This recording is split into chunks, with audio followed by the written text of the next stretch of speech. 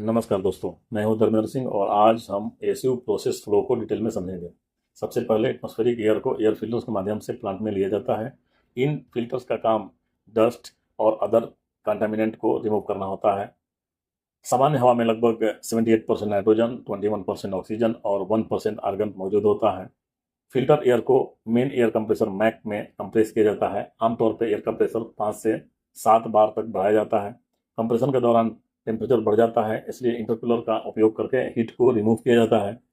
अब compressor air को air purification unit APU में भेजा जाता है, जहां मोलिकुलर शीप बेड द्वारा मॉइस्चर, कार्बन डाइऑक्साइड, हाइड्रोकार्बन को रिमूव किया जाता है। यदि ये इम्प्यूरिटीज रिमूव ना हो तो कोल्ड बॉक्स के अंदर फ्रीज होकर ब्लॉकेज पैदा कर सकती है।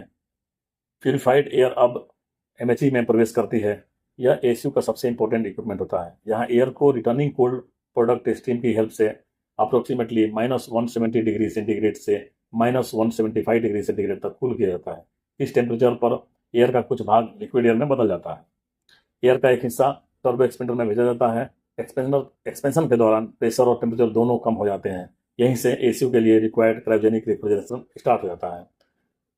अब cold air high pressure column में प्रवेश करती है। यहाँ ऑपरेटिंग प्रेशर लगभग 5 से 6 बार होता है।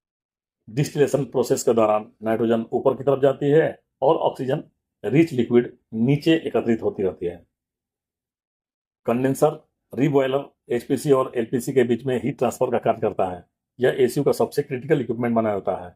यह डिस्टिलेशन प्रोसेस को कंटिन्यूअसली चलाने में हेल्प करता है। ऑक्सीजन रिच लिक्विड को लो प्रेशर कॉलम में भेजा जाता है। यहाँ फाइनल सेपरेशन होती है और उसका आधार होता है बॉइलिंग पॉइंट। जैसे नाइट्रोजन का -195 डिग्री होता है, आर्गन का -185 डिग्री होता है और ऑक्सीजन का -183 डिग्री होता है। इसी बॉइलिंग पॉइंट डिफरेंस के कारण गैस अलग अलग हो जाती है। आर्गन रिकवरी सिस्टम, यदि प्लांट में आर्गन यूनिट इंस्टॉल है तो एलपीसी से आर्गन लीच स्ट्रीम निकाली जाती है।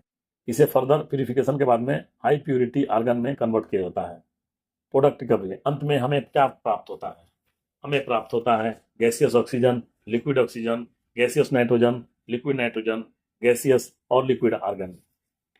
आगे और भी डिटेल्स में वीडियो के लिए लाइक और सब्सक्राइब करें। Thank you very much.